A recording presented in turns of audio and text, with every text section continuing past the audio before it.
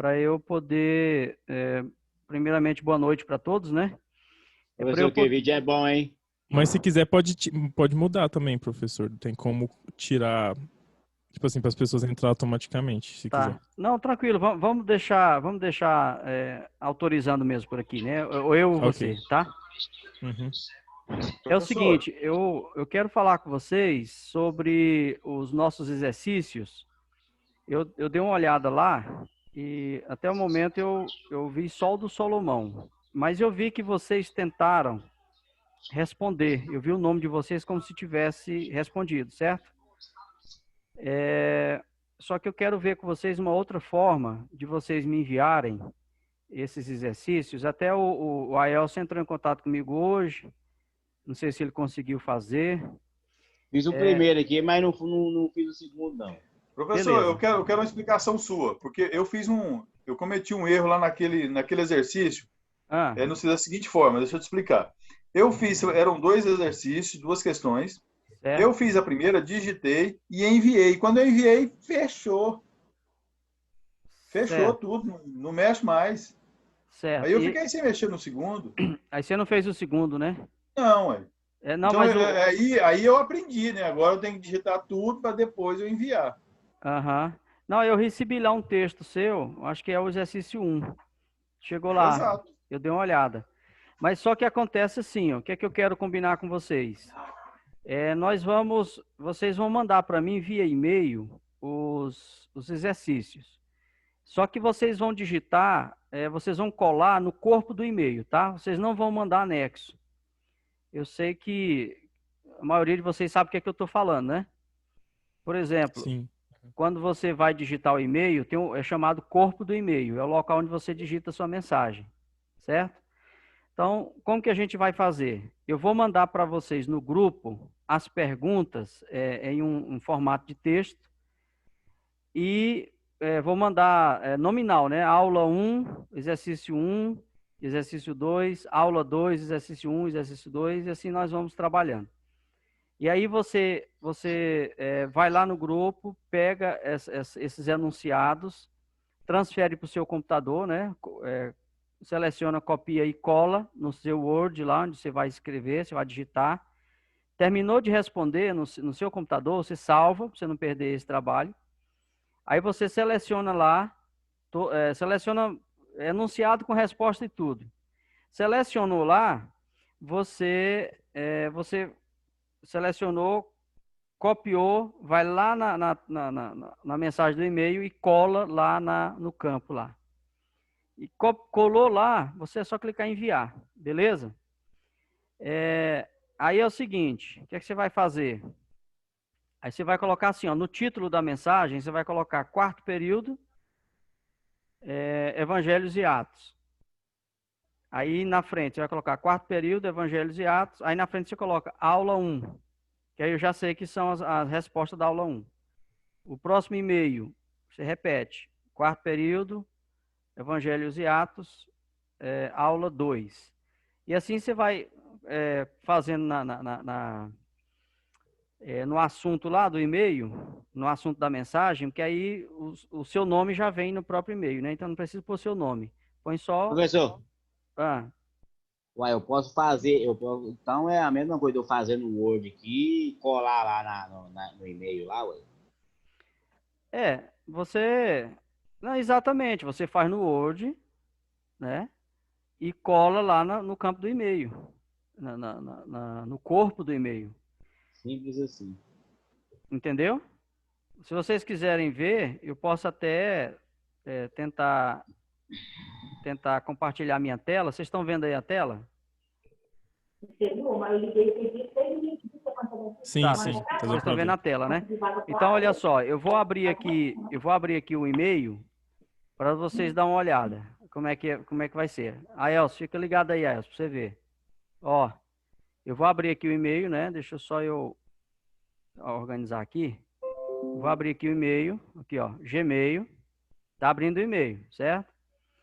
Digamos que eu quero mandar mensagem, né? Vou mandar para o professor lá, do Novo Testamento 1.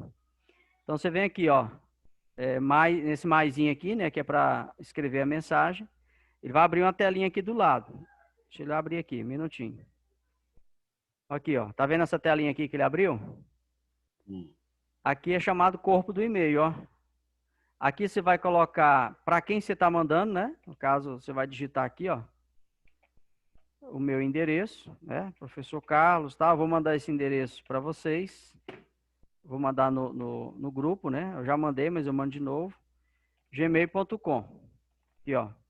Aqui você coloca, é aqui no subject, tá vendo? No assunto. Você vai colocar, o que nós combinamos? Quarto período, né? Quarto período. Então, quarto. Rogério Aula Ziato. 1. Opa, quarto. Nossa, esse teclado meu tá uma benção. Quarto período. Evangelho Ziato. Atos. Período. Quarto período. Evangelhos, né? Evangelhos e Atos. Aula 1. Mandou aqui, ó. E aqui você vai colar o seu texto, ó. Aqui embaixo, ó. Colou aqui, vem no botãozinho enviar aqui embaixo. Clicou, mandou. Chegou para mim. Beleza? Tem nenhuma dúvida, né? Sossegado, professor. Então tá. Então, beleza. Então, o Renan já chegou, o Alexandre. Então é o seguinte, a nossa aula de hoje é o capítulo 3 do Gundry. E nós vamos ver sobre as influências, né, religiosas sobre a formação do Novo Testamento. A aula de hoje é muito interessante. Vai falar desde a mitologia até o judaísmo, as seitas judaicas, né? Então hoje nós vamos falar muita coisa, tá? Deixa só eu abrir aqui o slide para nós. Eu vou abrir o slide para nós começarmos. Então, na aula passada, nós vimos a contribuição secular da Palestina, da cultura judaica, né, que auxiliaram na formação do Novo Testamento. Hoje nós vamos ver a questão religiosa, né? Então, vamos começar. Vou partilhar de novo aqui com vocês a tela. Aqui, né? Vamos agora fechar esse texto aqui para ir diminuindo essas telas abertas aqui. Tá, então aqui está o nosso slide, né? A nossa terceira aula. Vou colocar em forma de apresentação. Ok, vocês estão vendo aí, né? Tá ok aí? Tá apresentando? Sim. Sim, professor. Beleza. Então, vamos lá. Então, está aqui a nossa aula de hoje, né? O ambiente religioso do Novo Testamento. E só para relembrar, né? Só um lembrete, nós vimos na aula passada esse período aqui, ó. Né? Vocês lembram o que é isso aqui? Ou não? Vocês conseguem fazer uma ligação com as nossas aulas? Olha aqui, ó. Nós temos aqui a transição, né? Do Antigo Testamento para o Novo Testamento, né? Nós temos Esses são os impérios. os impérios, do tempo do cativeiro ao período intertestamentário. Ou seja, desde o cativeiro assírico, né? Que foi a nação de Israel, né? As 10 tribos. Depois o cativeiro babilônico. Depois os medos persas assumiram o controle disso aqui. Eles liberaram o retorno dos judeus para a sua terra. Depois disso, nós tivemos o Império Grego, né? Nós vimos isso aqui. Quem foi o grande conquistador grego? Nós estudamos. Alexandre o Grande. Alexandre o Grande. E depois de Alexandre o Grande, ele morre, né? Os seus generais assumem, né? Que tem dois grandes ramos, que são os Ptolomeus e os Seleucidas, né? E daí tem o momento do apogeu do Império Romano, que é o momento do domínio do Império Romano. Então, coloquei isso aqui só para a gente ter, de novo, aqui essa ponte, né? Para a gente não esquecer esse momento, esse intervalo aqui, que é muito importante para a nossa compreensão. Tá. O Gundry vai começar falando da mitologia, né? Do paganismo. Ele vai falar dos gregos, né? Por quê? Porque Alexandre, sendo grego, ele traz, né, a helenização, que nós estudamos, que é aquele processo de aculturação, né, de culturação, aliás, das nações conquistadas. E aí, com Alexandre, ele traz a cultura e também traz a sua religião. E aqui nós temos, né, em forma de desenho animado, nós temos aqui alguns deuses, né, do panteão grego. Nós temos aqui o Zeus, a Hera, o Ares, o Poseidon, a Ártemis, né, Apolo. Esses nomes aqui todos são conhecidos nesses filmes e muitas outras coisas, né? Pela televisão, nós temos a Atena, né? A Atena era uma deusa, a Afrodite, nós temos o Hefesto, o Hércules, né? Tem filmes sobre o Hércules, sobre Hermes e sobre Hestia, né? Então, só para vocês verem, não são só esses deuses aqui, né? Tem vários. Aqui a gente coloca só os mais conhecidos, digamos assim. Então, só falando um pouquinho da mitologia grega, eu sei que vocês já viram, já leram, mas diz que o Deus supremo da mitologia grega era o Cronos, né? É daqui que vem cronômetro, né? Vem tempo. Então era Cronos. E Zeus foi escondido por sua mãe, né? Zeus foi escondido por sua mãe, porque o pai de Zeus, que era Urano, né? Ele comia os seus filhos. Então essa história é uma história mitológica, né? E, assim, só é para efeito mesmo de conhecimento, certo? Eu não vou nem continuar aqui, porque tem muita coisa para a gente ver. Vamos Tá, pra Bíblia. depois... Alguém quer falar? Vamos para a Bíblia. Alguém quer falar ou não? Posso continuar? Vamos. Certinho, vamos embora. Beleza. É o Aelso, né, que está conversando aí? É só um. Bora, professor. Beleza. Aí eu estou conversando fiado. Então, Aelso, Mitologia romana. tem que fazer igual o Salomão, ó, com essa fumacinha aqui, ele fica de boa, tranquilo, ó, tá vendo? Fica com a cabeça feita nessa fumaça dele aí, ó. Tá nem se importando. Vamos lá, gente. Brincadeira, vamos lá.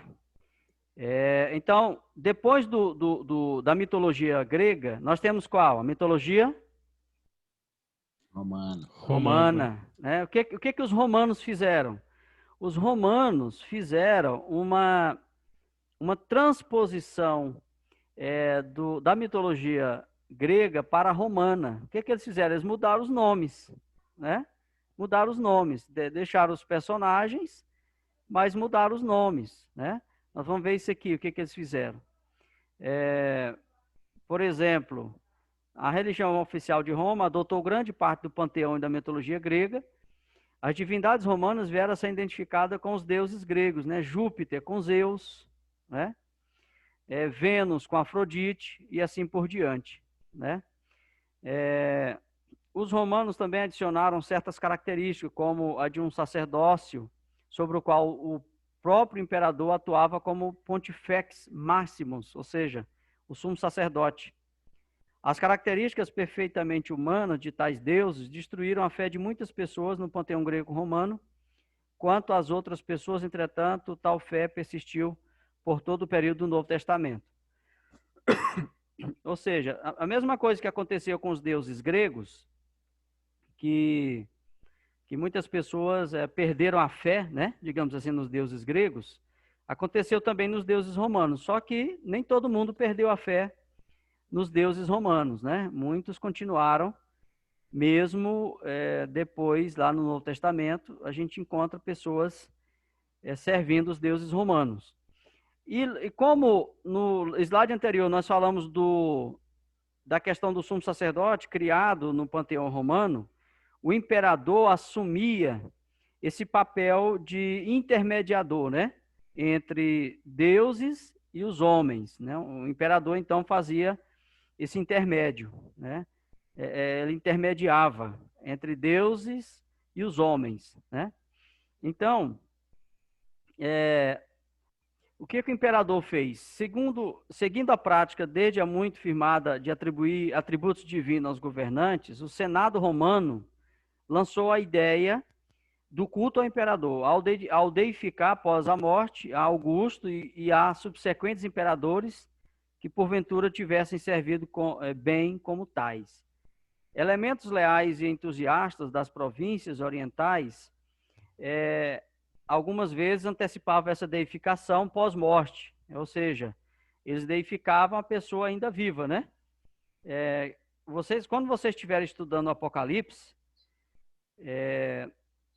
se eu continuar ministrando essa disciplina, nós vamos estudar sobre essa questão do culto ao imperador. Isso aqui vocês vão repetir, isso aqui lá no Apocalipse, porque foi uma questão muito séria e que os cristãos, né, na época ali de João, foram perseguidos exatamente por causa desse problema do culto ao imperador, né? Então, os imperadores do primeiro século que reivindicaram divindade para si mesmos, enquanto ainda viviam, foi o Calígula, o Nero e o Domiciano. Não foram honrados com tal distinção ao morrerem, mas eles exigiram a adoração, né, como Deus, como divindade, eles ainda vivos. Então, isso aqui foi um problema enfrentado pela igreja dos 2 primeiros séculos. Então, ainda sobre a adoração ao imperador, o insano Calígula, né, aquele que nós já acabamos de falar, ele ordenou que fosse levantado um templo em Jerusalém, né, naquela data ali, 37-41, a fim de ser adorada, né, a estátua. Só que a medida dele não foi levada a séria, né? Não foi levada a séria e não foi construída essa estátua. E nesse intervalo, o Calígula foi assassinado. Então, essa ideia dele de edificar uma estátua para adorar ele, o Senado lá, o pessoal não levou a cabo, né? Foi o primeiro, agora Domiciano foi o primeiro a tomar as providências sérias e generalizadas para forçar a adoração de sua pessoa. A recusa dos cristãos em participarem do que passou a ser dito como um dever patriótico, como uma medida tendente a unificar o preito de lealdade ao imperador, como uma divindade, provocou uma perseguição que foi crescendo de intensidade. Então, aqui está a perseguição da qual o apóstolo João se refere lá no seu livro chamado Apocalipse. Então, foi Domiciano que provocou essa perseguição por causa da recusa dos cristãos em adorar o imperador, que no caso era o próprio Domiciano, né? Nós temos aqui uma imagem, né, de Augusto César, o imperador romano, né? E essa imagem foi edificada a seu favor, né? A sua homenagem. Agora, as religiões de mistério. O que são as religiões de mistério? As religiões de mistérios foram religiões que surgiram, né, um pouco antes do cristianismo, e elas vieram do Oriente, né, e foram trazidas para Roma, o Império Romano, e Roma adotou essas religiões de mistério. Essas religiões de mistério, que eram religiões vindas do Império Assírio, Persa, e etc., desses impérios, elas foram, por muito tempo, elas foram consideradas o início do cristianismo, né? O que eles falavam? Eles falavam que essas religiões, eles falavam que o cristianismo tomou de empréstimo dessas religiões o seu sistema de culto, o seu sistema de adoração, o seu sistema de doutrina. Por exemplo, segundo os que dizem, né, que as religiões de mistério são no caso, o gênesis do cristianismo, eles dizem que essas religiões, nela tem, por exemplo, o Deus dessa religião, né, que aqui ele vai trazer, que é Mitra, Ísis, Dionísio, Cibele. Esses deuses, no caso de Mitra, né, que ele vai falar muito sobre o mitraísmo, esse Mitra foi um deus que morreu, depois ele ressuscitou, né, ele teve os seus seguidores, teve o seu culto. Então, eles falam que o cristianismo toma de empréstimo essas imagens dessas religiões que é chamada religiões pagãs, religião de mistério, para se firmar como religião. Só que daí, estudos, né, posteriores vão mostrar que, na verdade, não houve um plágio, né? Inclusive, nós colocamos um vídeo aí para vocês. Vocês assistiram o vídeo que eu deixei lá? Sim ou não? Sim, sim, eu assisti. Então, lá no vídeo ele vai falar, ele faz uma pergunta: Jesus é um plágio, né, das religiões de mistério? Então, por que que ele traz essa questão? Porque é o seguinte, eu trouxe aqui no nosso slide alguns argumentos contrários à ideia, né, de plágio por parte do cristianismo nas religiões de mistério. Então, eu já trouxe aqui as ideias contrárias, mas você vai ler o texto lá no Gandhi, você vai ver quais são as ideias a favor do plágio. Então, olha só. Por exemplo, os mitos sobre deuses que morriam e ressuscitavam não correspondiam verdadeiramente às narrativas do Novo Testamento sobre a morte e a ressurreição de Jesus. Em primeiro lugar, as mortes de tais divindades não tinham cunho redentor. Interessante essa observação. Ou seja, no caso, a divindade mitológica que morria, ele não morria para salvar ninguém, certo? Ele não morria para resgatar ninguém. Então, é um primeiro argumento forte. Por quê? Porque a morte de Jesus foi para o resgate, né? Foi para a redenção. Outro sim, a história da morte e ressurreição de Jesus está vinculada a um bem recente personagem histórico, ao passo que os mitos usualmente tinham algo a ver com personificações de processos vegetativos, pelo que também nada tinha a ver com o plano da história, e muito menos com a história recente. Finalmente, os deuses mitológicos não ressuscitavam de modo plenamente corpóreo, mas ressuscitavam apenas em parte, ou meramente reviviam no mundo inferior. Então, isso não se aplica, né, à pessoa de Jesus, pelo fato de Jesus ter ressuscitado corporalmente, né? Ele ressuscitou corporalmente e ele ressuscitou plenamente, né? Jesus não ressuscitou só em parte, um pedaço, né?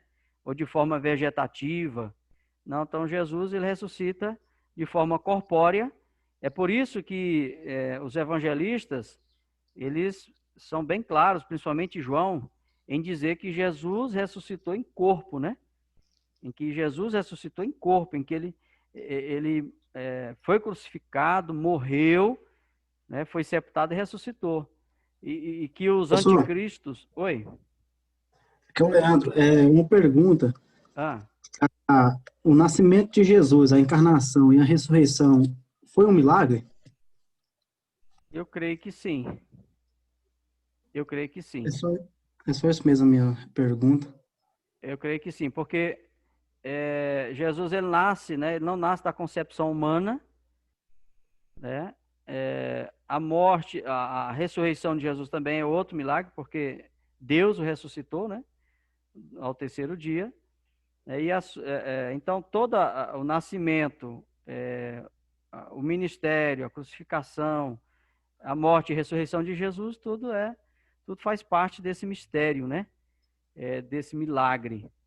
Então, diferentemente das religiões de mistério que apontam para outro rumo, né? Então, vamos lá. Porque eu vi um rapaz dizendo que nem a encarnação e nem a ressurreição não foram um milagre. Agora tem que saber o que ele quis dizer com isso, né? Porque eu não encontro em lugar nenhum qualquer argumento que diga que a encarnação e a ressurreição de Jesus tenha sido algo natural. Não tem em lugar nenhum, né? Então a gente tem que ver aonde que ele está bebendo, né? Que fonte é essa que ele está bebendo? Isso está parecendo muito com teologia liberal, que nega... Leandro, aquele cidadão que disse que Deus não estava no controle com respeito à Covid-19, se for ele, pode descartar. Nele não, Salomão, mas aqui também é um herege danado, mas nele não. Pois é. É outro herege. Porque é o seguinte, a gente tem que ter cuidado com essas afirmações. Não é o Eduardo Reis. certo? A gente tem que ter cuidado com essas afirmações, porque acaba levando o evangelho apenas como mito, né? O evangelho não é mito. Nós estamos falando de mito, né? De mitologia, de religiões pagãs, mas o evangelho não tem essa categoria, né? Porque o evangelho foi provado, o evangelho foi vivido, o evangelho foi pregado. Então E nós temos professor, provas. Oi?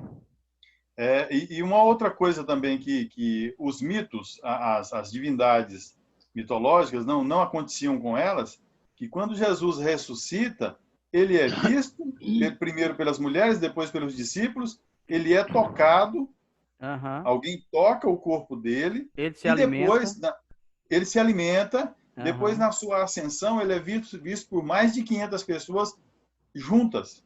Exatamente. Então, as provas não tem São como combater infalíveis, essas né? provas. São infalíveis. E outra coisa, nós temos logo poucos anos depois da assunção de Jesus, né? Da ascensão de Jesus, nós temos pessoas falando dos discípulos que seguiam Jesus, falando da pessoa de Jesus, ou seja, nós temos o testemunho de Cristo fora do arraial cristão, né? Ou seja, pessoas, estudiosos, escritores, filósofos, O próprio historiadores, Paulo, o próprio apóstolo Paulo. exato. Então, nós temos testemunho fora da comunidade que provam a existência de Jesus. Então, Jesus não foi um mito, ele não é um plágio, o cristianismo não é um plágio. Aqui nós temos até aqui a foto, não sei se vocês estão enxergando aqui, ó, o culto de Mitra, né? E sua pesquisa acadêmica. Então, tem aqui uma imagem dele aqui matando um touro e tal, e o sangue desse touro era derramado sobre os sacerdotes para purificação.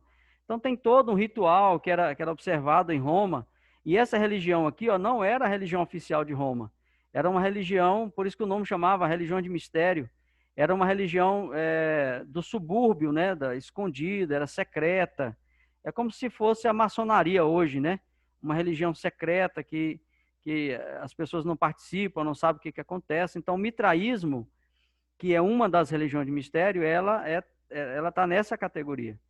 Então, outra coisa também que era muito presente lá no Novo Testamento é a questão da superstição, né? Superstição e sincretismo. Isso aqui é observado no Império Romano. As superstições estavam firmemente arraigadas nas mentes da maioria do povo do Império Romano. O emprego de fórmulas mágicas, consulta de horóscopos e oráculos, augúrios ou predições sobre o futuro, né? Mediante observação do voo dos pássaros, do movimento do azeite sobre a água, as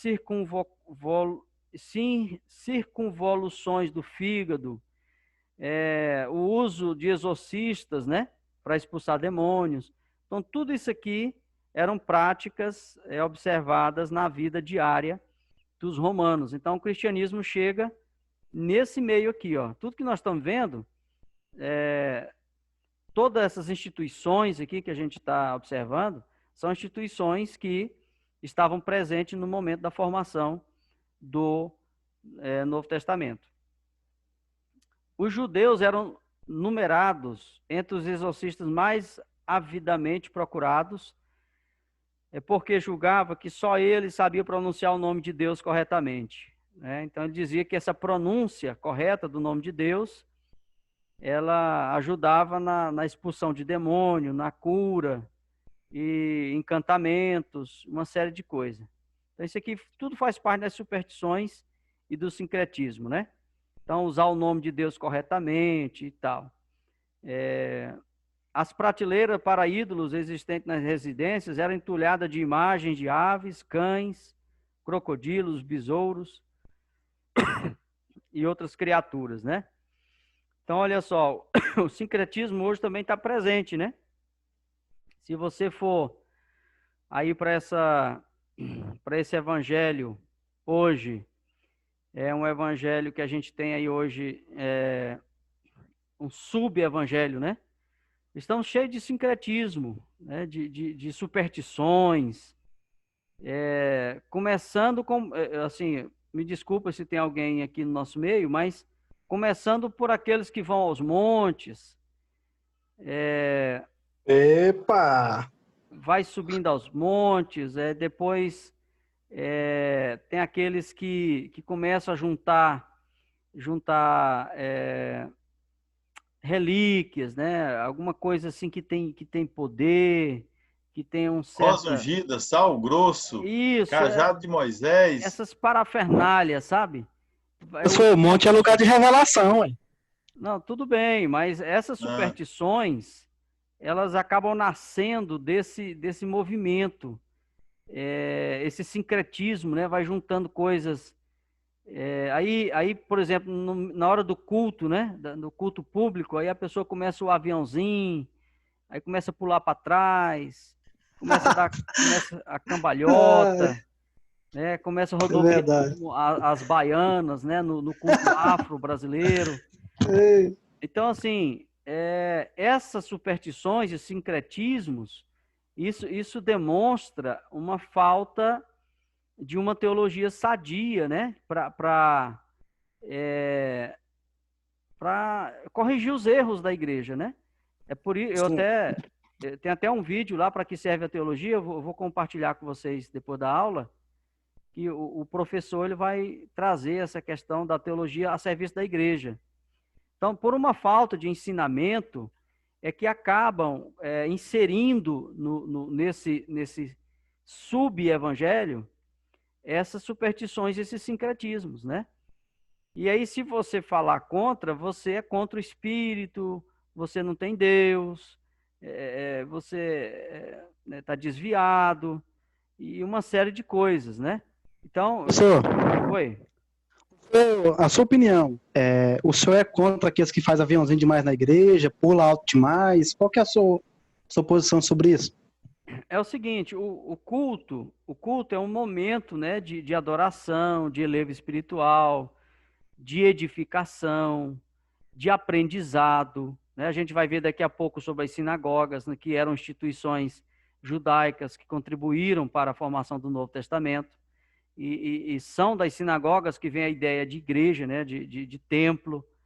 É claro que tem uma influência muito grande também do templo, né, de Salomão, o de Zorobabel e o de Herodes, mas essa questão do culto, né, da liturgia do culto, quando a gente observa por o Novo Testamento, não havia essa questão performática, né, essa performance que as pessoas querem dar no culto.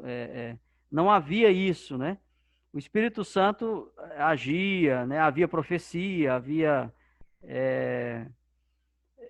revelações, né?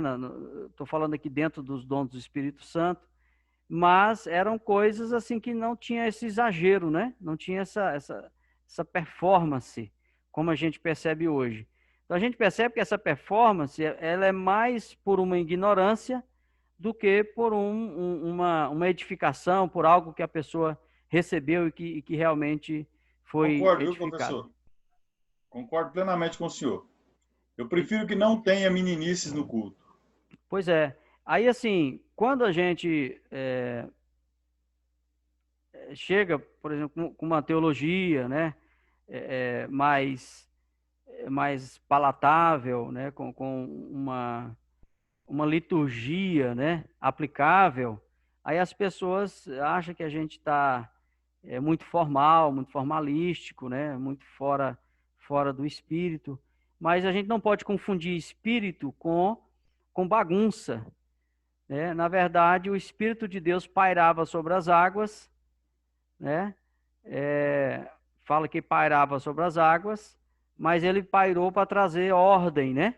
Separou as águas da parte seca, né? O Espírito trabalhou também na questão da criação dos animais, das plantas, né? O mundo animal, o mundo vegetal. Então, o Espírito Santo, a imagem que a gente tem do Espírito Santo é de ordem, né? Decência e ordem, e não desordem, né? E não desordem. Então, o Espírito Santo ele não vem trazer desordem, ele não vem trazer confusão, Ele, na verdade, ele vem trazer ordem, né, e decência. Bem, então vamos voltar para cá. O próximo aqui que nós temos é o gnosticismo. O gnosticismo, ele surgiu da concepção de Platão, né? Uma concepção dualística de Platão. Qual era essa concepção? Primeiro, o mundo invisível das ideias, que era o mundo do espírito, né? Que é o mundo do bem, e o mundo visível da matéria, que é o mundo do mal, né? A matéria é má, porque é o mundo visível, e Platão traz essa ideia de que nós estamos presos, né, no mundo material, que é mal, mas o mundo invisível, que é o mundo do espírito, é o mundo do bem. Então, olha só como que essa ideia veio, e ela entra, né, para o cristianismo com o dualismo, né? Muitas pessoas falam que o mundo é mal, o mundo, né, está falando do mundo material, né? O mundo é mal, e o que é bom é a igreja, que é o ambiente fechado, o ambiente do espírito. Então, essa ideia dualística é uma ideia platônica, né? Vem lá da filosofia de Platão, e foi observada no gnosticismo, e hoje, até hoje, existe essa influência no nosso meio, né? Até hoje, infelizmente, existe essa influência. Por quê? Porque muitas pessoas acham que o mundo material, o mundo natural é mal, e se fecha, né, no seu círculo espiritual, no seu círculo religioso, né, e tem esse afastamento do mundo. Isso nós estudamos a missão urbana, isso atrapalha até o próprio Evangelho de Jesus, porque o Evangelho de Jesus ele não traz esse dualismo. Jesus fala, olha, vocês estão no mundo, mas vocês não são do mundo, mas eu não vou tirar vocês do mundo. Né? É isso que Jesus diz, eu não vou tirar vocês do mundo, eu vou livrar vocês do mal que está no mundo, mas vocês continuarão no mundo. Até porque, como é que a luz vai iluminar, né, se a luz não estiver nas trevas? Como é que o sal vai salgar se o sal não estiver fora do saleiro? Não é isso? Jesus não falou essa ideia, né, de sal que salga e de luz que ilumina? Então, ou seja, a igreja é para fora, a igreja é para o mundo. Né? É o contrário de Israel. Israel se fechava dentro da sua lei, dentro da sua religião, dentro da sua cultura. As pessoas não podiam entrar, as pessoas não faziam parte. O reino de Deus não era para os gentios. O reino de Deus não era para o ímpio, né? O reino de Deus era para o israelita. Então, essa ideia do judaísmo, ela não pode perdurar no cristianismo. O cristianismo agora é o contrário. É o mundo trazido para Deus através da igreja, né? Então, é dessa forma. Mas vamos lá. Senão a gente não consegue terminar aqui, né? Vamos voltar aqui para o nosso slide. Então, nós estamos falando do gnosticismo, né? Existe esse dualismo, certo? Entre essas ideias. Aí, dentro do gnosticismo, nós temos, por exemplo, a supressão dos desejos do corpo, né? Que é chamado de ascetismo. E também nós temos a indulgência das paixões, que é chamada de libertinagem. Então, dentro do gnosticismo, eles levaram essas ideias de Platão, eles deixaram a ideia original de Platão e no caso, contaminaram essa ideia, né? Por exemplo, o ascetismo, que está voltado mais para o mundo das ideias, para o mundo do espírito, a pessoa tinha uma supressão dos desejos do corpo, né? Ele não podia nem alimentar o corpo direito, não podia ter a sua limpeza corporal direito, né? Os seus desejos, porque ele dizia que o corpo era mau. O corpo era mau, né? Então a pessoa tinha que subjugar o seu corpo. Ao passo que o outro lado, eles diziam que, como o corpo é mau, e o que importa, na verdade, é o espírito, e o espírito só vai se purificar depois que deixar o corpo, então ele dizia o seguinte: agora a gente pode viver de qualquer jeito, de qualquer forma, e não importa o que a gente fizer no corpo, porque na verdade o corpo é mau. Então tudo que eu fizer no corpo, o bem que eu fizer no corpo, todo o bem que eu fizer, não vai ter nenhuma vantagem. Então o que eles diziam? Vamos praticar tudo o que é possível no corpo. Aí vinha o quê? Vinha a libertinagem e o sensualismo, né? Que é o inverso do ascetismo, né? Então, isso aqui são o quê? São ideias gnósticas. E eu pergunto, vou fazer uma pergunta para vocês, uma provocação. Essas ideias gnósticas, elas podem ser observadas no ambiente evangélico? Ou não? Essas ideias gnósticas. De um lado, nós temos o ascetismo, que é a negação total do corpo, né? A escravidão do corpo. E do outro lado, nós temos a libertinagem, a sensualidade. Deus. Né? Tem como a gente conciliar isso hoje? Trazer isso para o nosso... porque nós estamos falando aqui coisa lá do primeiro século, né? Da formação do Evangelho. Professor, eu, como sou crente desde criança, eu cresci numa igreja totalmente rígida, né? Uhum. Uma igreja que tudo que se fizesse ao corpo, principalmente as mulheres, era absolutamente pecado. Uhum. E no caso dos homens também, se deixasse uma costeleta desse tamanho aqui, já dava problema, era pecado. Então era uma negação total a qualquer coisa que beneficiasse o corpo. Uhum. Se passasse um creme para umedecer a pele, ou como é que é, gente? Um hidratante, né? Um hidratante era pecado, não podia de maneira nenhuma. Uhum. Então, eu vivi isso, eu vi isso bastante na igreja quando eu era criança. Pois é, essa ideia, Salomão, essa ideia, a origem dela, né? A origem dela é do gnosticismo, né? Que por sua vez veio de Platão, né? Da ideologia platônica. Então, mas também tem o inverso, né? Nós temos também o contrário, que é aquela ideia de que eu posso fazer tudo no corpo, porque o corpo é mau, a matéria é má. Então, não adianta eu fazer o bem, as pessoas pensam assim, essa outra parte, né, do gnosticismo. Então, eu vou viver no corpo de forma libertina, vou fazer tudo o que eu fizer e só vou ser purificado quando minha alma deixar o corpo. Então, enquanto eu estiver no corpo, não tem como eu me purificar. Então, é um outro extremo, né, que a palavra de Deus ela é contra também esse outro extremo, né? Porque a palavra de Deus diz que quem é santo, santifique-se, e quem é sujo, suje-se mais ainda. Então, há uma separação, há um equilíbrio, né? Há um equilíbrio. E que no gnosticismo não era observado esse equilíbrio, né? Então, eu creio que deve ter ficado claro para vocês. Outra coisa também no gnosticismo é a questão da ressurreição. Para o gnóstico, a ressurreição era abominável. Por quê? Exatamente por causa da ideia de que a matéria era má. Então, por isso que os gnósticos negavam o que, irmãos? A ressurreição de Cristo. Por que eles negavam a ressurreição de Cristo? Por que eles diziam que Jesus não ressuscitou?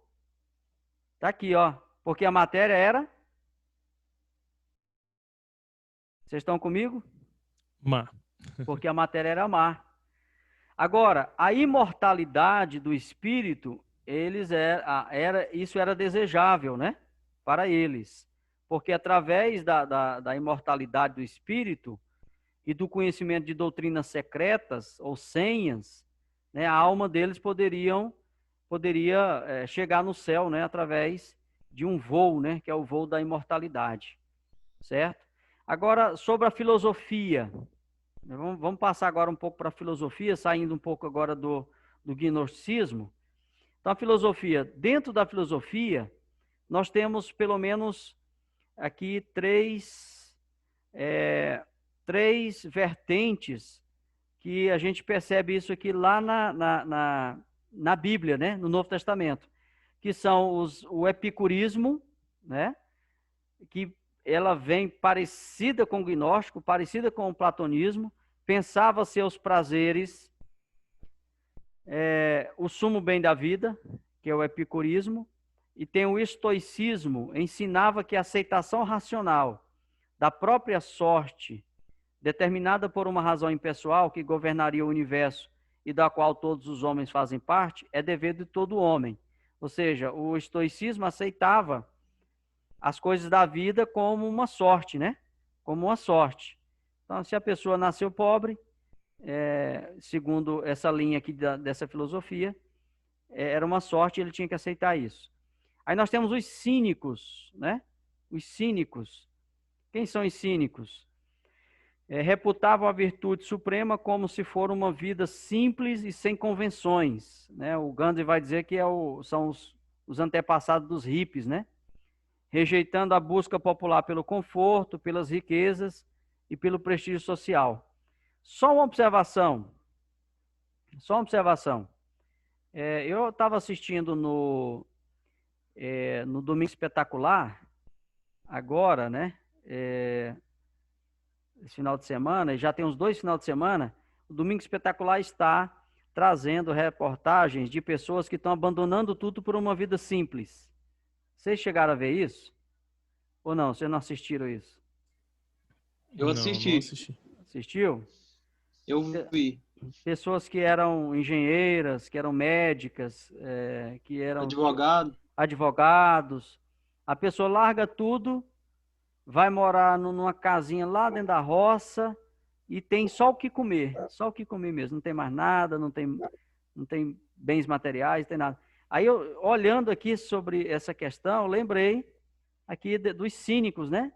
Dessa filosofia, o que eles diziam? Eles diziam o seguinte: eles reputavam a virtude suprema como se for uma vida simples e sem convenções, rejeitando a busca popular pelo conforto e pelas riquezas e pelo próprio prestígio social. Então, exatamente é o que a gente está observando hoje, né? As pessoas estão cansadas desse materialismo, né? Que a gente está vivendo hoje, e estão buscando essa vida simples, né? Lá nessa época é chamada de cínicos, né? Hoje, para nós, um cínico é o quê? A pessoa que é cínica. Cabra sem vergonha. Para nós, um cínico é uma pessoa que como é que a gente fala? Sarcástica. Uma pessoa falsa, né? Uma pessoa falsa, uma pessoa hipócrita, né? Mentirosa, uma pessoa cínica. Mas lá, nessa filosofia, os cínicos eram aquelas pessoas que buscavam a vida simples, abandonava todo o conforto para viver daquela forma. Olha só como a história muda, né? Como os termos mudam e assumem outros significados. É interessante a história, né? Vamos voltar um pouquinho mais agora sobre os céticos. O que é uma pessoa cética? Lê para nós aí. Os céticos, tendo abandonado em seu relativismo toda a esperança de qualquer coisa em termos absolutos, sucumbiam ante a dúvida e a conformidade para com costumes prevalecentes. Isso. Então, os céticos, essa palavra continua hoje, né? Cético é aquela pessoa que duvida de tudo, né? Para eles não tem absoluto, não tem a verdade, então ele duvida de tudo, é uma pessoa cética, né? No caso, a gente tem aí os ateus, né? Que são pessoas céticas, outras pessoas que são céticas, mas não são ateias, mas elas duvidam de tudo, duvidam de Deus, né? Da existência, são pessoas céticas, né? Desculpa. Agora nós vamos ver sobre a sinagoga, né? Vamos passar um pouco agora para o judaísmo. Só recordando, nós já vimos aqui, me ajudem. Nós vimos aqui, nós começamos pela mitologia grega, não foi isso? Quem me ajuda aí? Sim ou não? Sim. Certo. Então, começamos pela mitologia grega, depois pela Romana. Depois, Falou sobre as religiões de mistério. religiões de mistério. Depois nós fomos para religião de mistério. Depois nós fomos para, vamos lembrar aqui, Gnosticismo? pelo gnosticismo. Depois, Agora parou. ô Elcio, bota esse cachorrinho para silenciar aí. Bruno, cala a boca. Ah, é o Bruno, desculpa aí. Cachorro chama Bruno. Elcio. Cachorro chama Bruno. Bruno. Cachorro. Tu não sabe se o cachorro é da mulher dele, você mandar o cachorro calar a boca, a mulher bate. Não, assim, é só pro Elcio desligar o microfone, não era para danar com o cachorrinho lá, não. Mas vamos lá. Então, depois das religiões de mistério, nós fomos pro sincretismo, né? Sincretismo religioso, né? As crenças lá, as superstições e o sincretismo. Aí depois nós fomos para as filosofias, né? As filosofias, que aí nós estamos acabando de ver. Depois das filosofias, vamos ver aqui, o que nós acabamos de ver aqui. Depois da filosofia, vou voltar aqui o slide. Vamos ver aqui. Nós paramos nas filosofias, que aí nós temos aqui, ó. Nós temos os epicureus, os estoicos, os cínicos e depois os céticos. Beleza? Só para a gente não se perder o que a gente já viu hoje, né? Que já são tantas informações, depois a gente se perde. Agora, nós vamos passar para a religião judaica, certo? Então, nós saímos agora da religião pagã, das filosofias, do gnosticismo, né, do romanismo. Agora nós vamos para o judaísmo, né? Que é uma outra religião. A importância do meio pagão religioso e filosófico foi grande, né, para o cristianismo, mas o judaísmo foi a maior contribuição, né, para o cristianismo, e foi de onde o cristianismo se originou. Então, o cristianismo ele não se origina do ambiente pagão religioso e nem do ambiente pagão filosófico.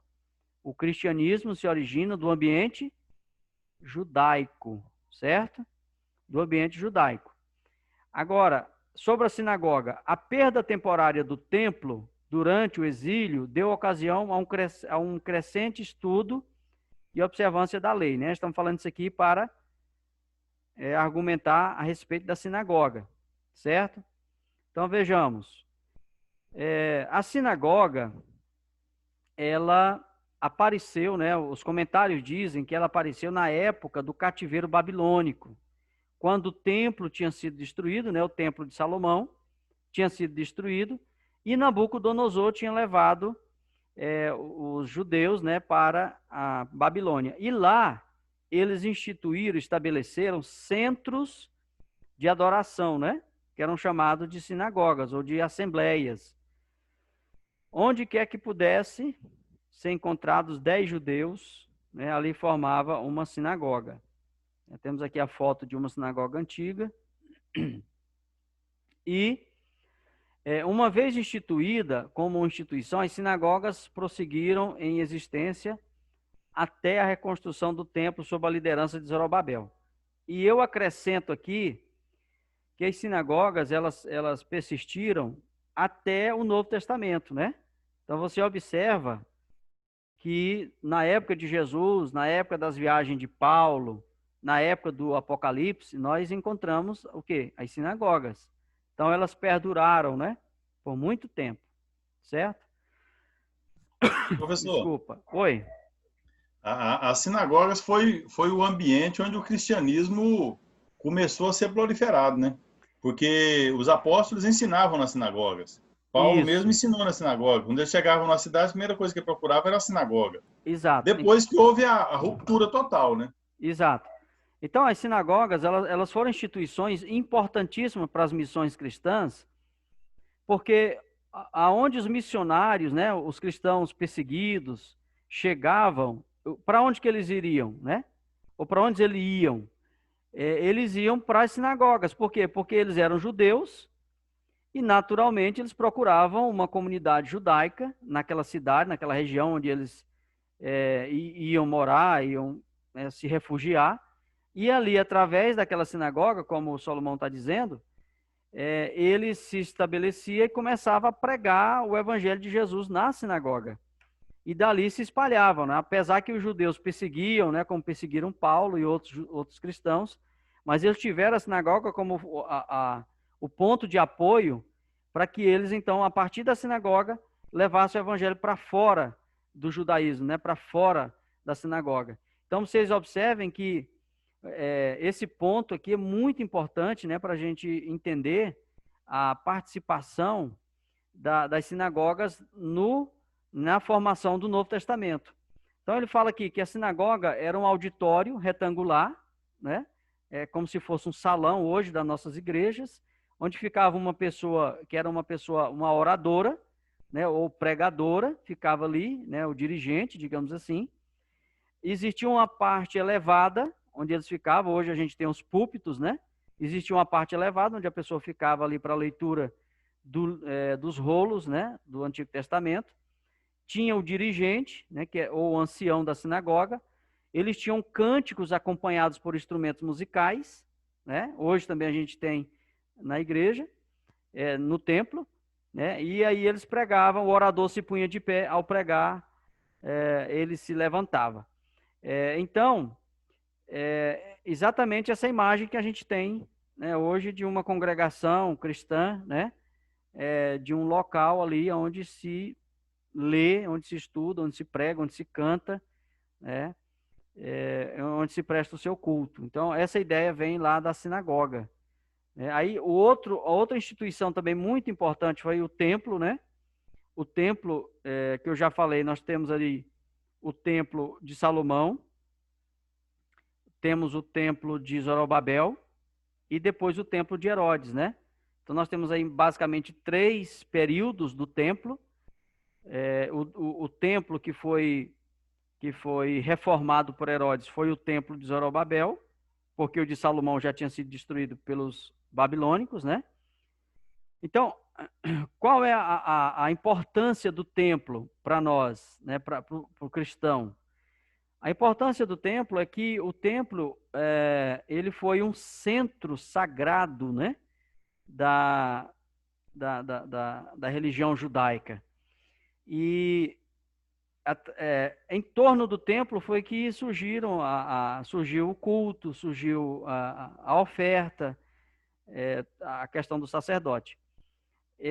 Até no momento do surgimento do cristianismo, nós temos ali os cristãos indo ao templo ainda, né? E isso causa uma confusão muito grande na cabeça de muitos crentes, que ainda pensam que esse templo ainda tem influência sobre o cristianismo, quando na verdade não tem mais, porque dizem assim, Pedro e João foi ao templo para orar, né? Pedro e João cura na porta do templo, né? Jesus vai ao templo. Só que aí a gente tem que entender que naquele momento, né, da igreja está ali se estabelecendo, né, está se formando, está se estruturando. Naquele momento, o templo ele era muito mais um local de evangelização do que um local de vida cristã, digamos assim. Não sei se eu estou sendo claro para vocês. Por exemplo, quando Pedro e João iam ao templo, é claro, eles iam orar, né? Eles iam para a oração da hora nona. Só que eles iam como judeus para orar. Mas ao entrarem no templo, eles curaram um coxo, né? Um coxo de nascença, lá, um aleijado. Ali é o cristianismo, né? Aquela cura ali foi o cristianismo, né? Então, as pessoas têm essa confusão, elas pensam que a vida religiosa, ela se resume no meio do templo, né? Ali em torno do templo. E com essa pandemia, houve as pessoas começaram a entender um pouco mais sobre igreja e dissociar, né? Essa questão do templo, né? Da presença ali nas 4 paredes. Como se a gente vivesse ainda um judaísmo que vivia em torno do templo, que a fé deles era em torno do templo. Então, essa pandemia ela veio para ajudar o crente, desculpa, ela veio para ajudar o crente a entender que houve essa ruptura. A partir do momento que o cristianismo rompe com o judaísmo, acabou, não tem mais essa questão de templo, né? Essa ideia tem que sair da nossa mente. Pessoal, mas é no templo que eu ofereço o sacrifício, né? Não tem essa ideia do sacrifício que é oferecido no templo? Só que o templo hoje sou eu, né? O templo do Antigo Testamento, hoje, no Novo Testamento, somos nós. O templo não é o prédio aonde eu congrego. Ali não é o templo. O templo sou eu. O culto é oferecido dentro do templo que sou eu. A oferta é oferecida dentro do templo que sou eu. Quem que oferece a oferta? Não é o sacerdote? Jesus nos fez sacerdócio para que eu mesmo ofereça a minha oferta dentro do templo que sou eu. Olha que coisa interessante, né? E Jesus é o sumo sacerdote, que os sacerdotes têm que respeitar, né? Tem que ter reverência. Então, Jesus é o meu sumo sacerdote, eu sou o sacerdote, o templo sou eu, a oferta sou eu, o culto é dentro da minha vida, né? Que é o culto racional. Então, olha só, não há mais essa ligação com o templo físico. Não há mais. Professor, precisa ensinar isso muito, viu? Pois é. Muito mesmo. Deixa eu contar para o senhor aqui. Eu fui pregar numa igreja domingo, uma congregação nossa. Fui pregar lá domingo. E um presbítero foi convidado a dar uma saudação. E o pastor chamou ele para subir aquela elevado lá na igreja. Elevado. Aí, quando ele foi subir, ele se prostrou primeiro, orou para depois ele subir. Foi, e né? eu fiquei olhando aquele negócio e pensei, meu Deus do céu. É o lugar santo, como né? Como que é religioso? É o santo dos santos, né? É o santo dos santos, ué. Como que é religioso desse tanto?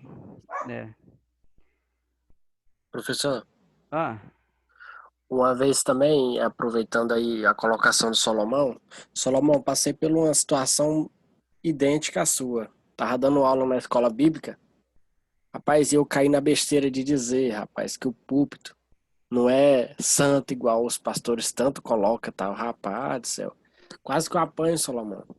Os irmãos, a irmã lá, e falam tanto trem, eu falei, irmã, a igreja, a Assembleia de Deus tem essa ideia de que o púlpito é santo, tão santo que eles endeusam o púlpito. Gente, é um púlpito, isso aqui é um púlpito, isso aqui não é lugar de sacrifício.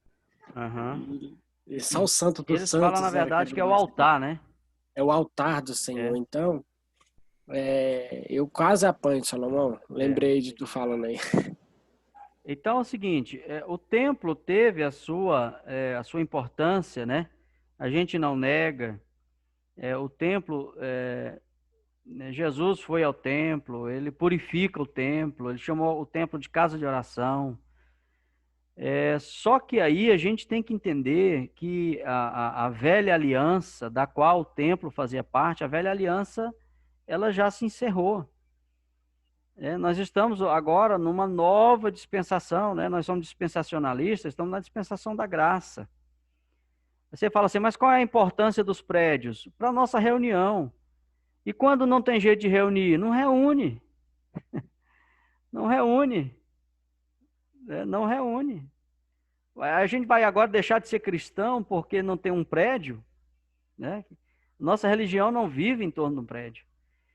É a grande briga hoje, né? É a grande briga, porque as pessoas constroem prédios aí faraônicos, né? E quer que a comunidade inteira viva em torno daquele prédio, gasta dinheiro naquele prédio, no concreto, no tijolo, no vidro, né? E a parte humana, né? A parte espiritual, as almas, né? Que a gente costuma falar, estão aí desprovidas de um prédio espiritual, né? De uma casa espiritual. Mas tá, então vamos voltar, que a nossa aula não é essa, não é sobre isso hoje, né? Vamos voltar aqui. Então, o templo teve a sua participação, né? Tem aqui a imagem do templo, tá vendo? Tanto que é bonito. A religião judaica, ela é tão influente, né, que o Edir Macedo construiu um templo, né, para ele, o templo do Edir Macedo.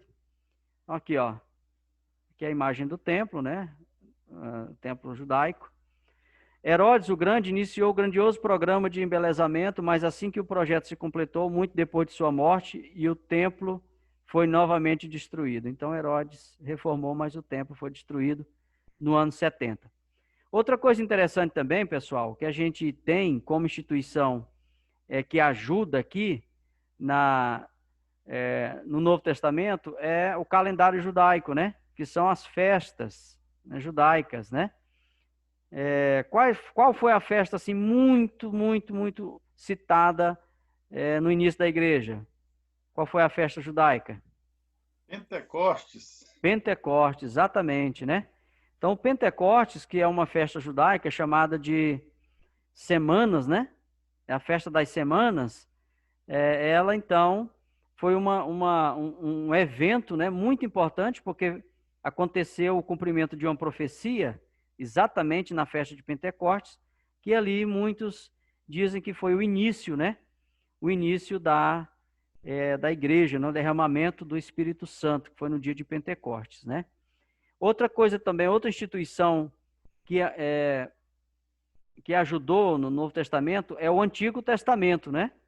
Então, a questão da literatura judaica, né? O cristianismo, ele nasce do judaísmo, nós já falamos, e assim como ele tem a religião judaica como seu nascedouro, tem também o seu livro como base, né? Porque o que é o Novo Testamento? O Novo Testamento são, na verdade, o cumprimento das profecias do Antigo Testamento, né? Então, no Novo Testamento, nós temos as profecias desembocando, né? Desembocam no Novo Testamento.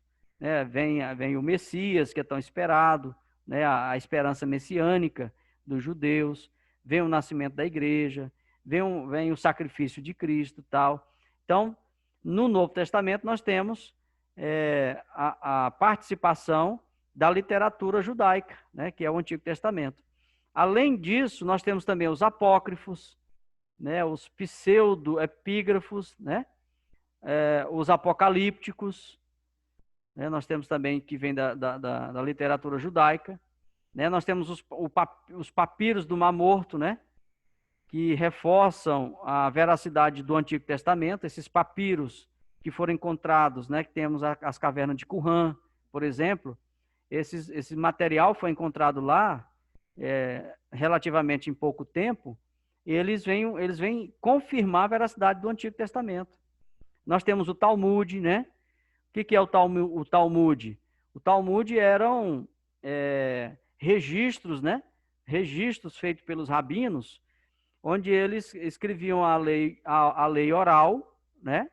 E além da lei oral também, eles escreviam os comentários, né? Os comentários dessa lei oral. E com relação ao tema do Talmud, nós temos o Halaká e o Hagadá, né? Parece língua estranha, né? O Halaká e o Hagadá, que são temas do Talmud, né? Tudo isso aqui está dentro da literatura judaica. A teologia do judaísmo também ajudou. A crença judaica procede dos atos de Deus na história, conforme ficaram registrados numa coleção de livros sagrados, que é o Antigo Testamento, e não segundo se via nas religiões pagãs da mitologia, do misticismo e das especulações filosóficas, né? Então, nós temos algo registrado em livros, né? Literatura, que é o Antigo Testamento. Outra questão também é a esperança messiânica, né? Porque é lá do Antigo Testamento que vem essa esperança messiânica e ela desemboca agora na igreja, né? E traz, né, Jesus como esse Messias, como esse Salvador, né, que vem aí salvar o mundo. Apesar que a esperança, a diferença dessa esperança é que no judaísmo, né, o Messias, não era uma figura igual à figura que Jesus aparece, né? Mas seria um político, seria um militar, seria uma intervenção divina, né? Milagrosa, para tirar os judeus da escravidão, né? Dos seus inimigos. Outra coisa também, dentro da teologia do Antigo Testamento, do judaísmo, nós temos duas entidades que são os prosélitos e os tementes a Deus. Quem são os prosélitos? Né? O Novo Testamento fala desses prosélitos do judaísmo. Eram pessoas que eram convertidas ao judaísmo e que aceitavam ser batizadas e obedecer à lei de Moisés. Os tementes a Deus, que também aparecem lá no Novo Testamento, esses tementes a Deus, eles são pessoas que não judias, mas que obedeciam em parte, né, a religião judaica. E só para vocês terem uma ideia, naquele dia que Pedro pregou lá em Jerusalém, que foram quase 3.000 pessoas que foram batizadas, você lembra disso aí, no dia de Pentecostes? Quem está comigo? Vocês estão dormindo aí? Deixa eu ver a carinha de vocês aí. Sim, professor. Tá. Estamos Então, aqui. essas pessoas lá eram tementes a Deus, chamada de tementes a Deus. Naquele dia lá, no dia da pregação de Pedro, por que eles foram batizados facilmente? Né? A pessoa fala, não teve discipulado, foram batizados quase 3.000 de uma vez, numa pancada. Todas aquelas pessoas, elas eram prosélitas, né, que já obedeciam à lei de Moisés, e tementes a Deus, que eram as pessoas que temiam a Deus e obedeciam em parte o judaísmo. Então foram essas pessoas que foram batizadas naquele dia. Agora, nós temos as seitas e os grupos judaicos, né? Nós temos os fariseus, você já viu isso lá, parece que no capítulo 2, né? Ou foi no capítulo 1, você viu sobre os fariseus, saduceus. Quem eram os fariseus? Eram os radicais religiosos, né? Eles vieram lá da família dos seguidores de Judas Macabeus. Quem lembra disso aí? Quem lembra? Aula passada, Judas Macabeu, né? Eu li, professor. Os saduceus também vieram, né, dessas revoltas. Então, os fariseus, eles eram radicais religiosos, os saduceus, liberais políticos, os essênios, radicais religiosos fanáticos, né? Eles eram mais radicais do que os fariseus, os essênios. Os herodianos e os zelotes. Os herodianos, eles eram apoiadores da dinastia de Herodes, né? Nós vimos isso lá também na nossa aula anterior. E os zelotes eram os rivais dos herodianos, né? Os zelotes diz que Pedro era um zelote, e os zelotes tinham uma subdivisão chamada de sicários, que eram pessoas assassinas e que andavam com armas, né? Andavam com adagas, que eram punhais afiados para matar os inimigos. Então dizem que Pedro, ao puxar a espada, ao puxar as adagas, Pedro fazia parte dos acários, né? Dos zelotes acários. Hoje os irmãos andam com pistola, viu? Né? É porque são zelotes, né? São assembleianos zelotes. Tem que ter cuidado com esse Salomão, então, é um zelote, professor. Só anda armado. Pois é, tem que ter cuidado, né? Não pode contrariar ele não, porque senão ele vai matar em nome de Jesus. Mas vamos lá. Temos aqui uma imagem, né, dos partidos políticos, né, da época, políticos e religiosos. Nós temos também os escribas, né, muito falados no Novo Testamento, que são doutores e intérpretes da lei. Os escribas interpretavam e ensinavam a lei do Antigo Testamento e baixavam decisões judiciais sobre casos que lhes eram apresentados. Então, eles eram doutores, né, juízes, eles tinham esse papel. O Sinédrio era o tribunal, né? O Sinédrio foi onde Jesus foi julgado, era o tribunal judaico.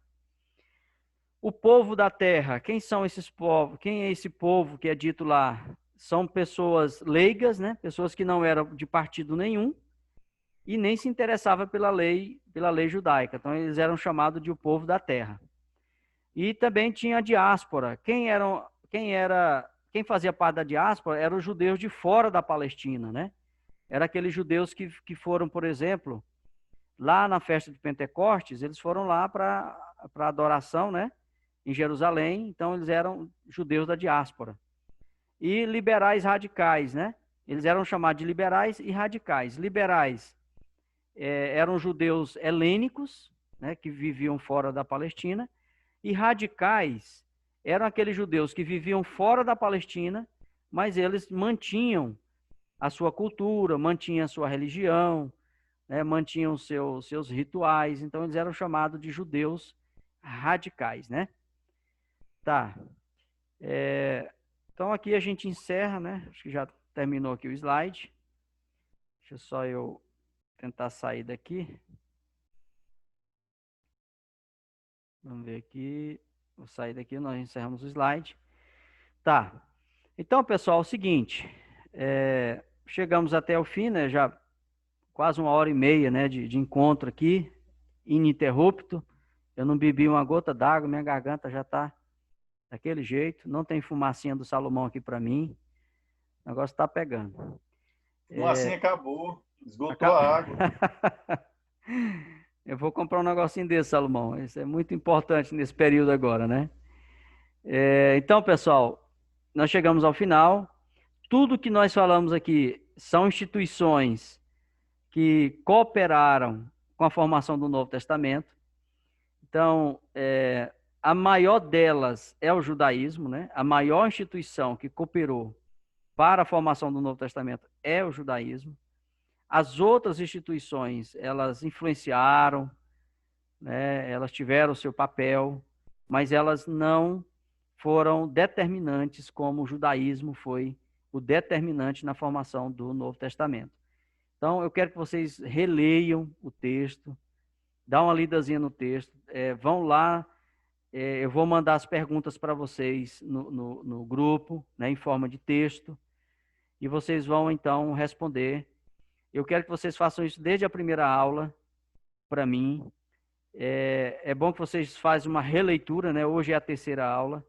Vocês fazem uma releitura do que nós já vimos até agora e respondam os exercícios mandando para mim no e-mail.